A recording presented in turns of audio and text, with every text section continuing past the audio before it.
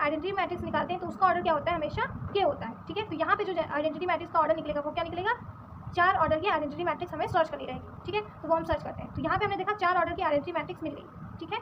ये जो इतनी मैट्रिक्स है वो हमारी IK है, यानी कि I4 है, ओके। इतना सर्च करते हैं कि जो ये बचा हुआ पार्ट होता है इसको हम बोलते हैं पैरिटी मैट्रिक्स। सी ये पैरिटी मैट्रिक्स है, पैरिटी चेक मैट्रिक्स हम बाद में अभी जनरेटर मैट्रिक्स से बनाएंगे, ठीक है। अभी ये जो निकली है वो होती है पैरिटी मैट्रिक्स, जिसको हम P से डिनोट करते हैं, ठीक है। अब ये जो पैरिटी मैट्रिक्स होती है इसकी जो वो डायमेंशंस होती है या फिर इसका जो ऑर्डर होता है वो क्या होता है, K इंटू N माइनस के। N माइनस के मतलब कि 7 minus 4 is 3 and K is 4, तो 4 इंटू 3 की जनरेटर मैट्रिक्स निकली है, ठीक है, पैरिटी मैट्रिक्स निकली है।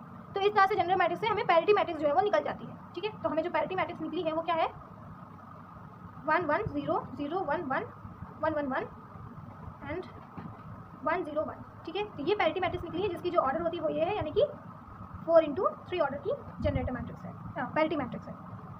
अब पैरिटी मैट्रिक्स के निकलने से अब हम निकालते हैं पैरिटी चेक मैट्रिक्स। वो कैसे निकलेगी, वो होती है H। पैरिटी चेक मैट्रिक्स को हम H से डिनोट करते हैं, ठीक है।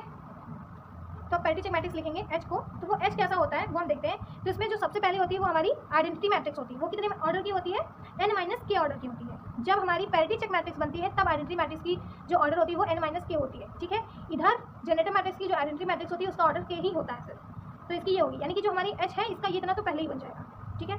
N माइनस के यानी कि 7 माइनस के इज 4, तो 4 ऑर्डर की आइडेंटिटी मैट्रिक्स हम लिख देंगे, ठीक है।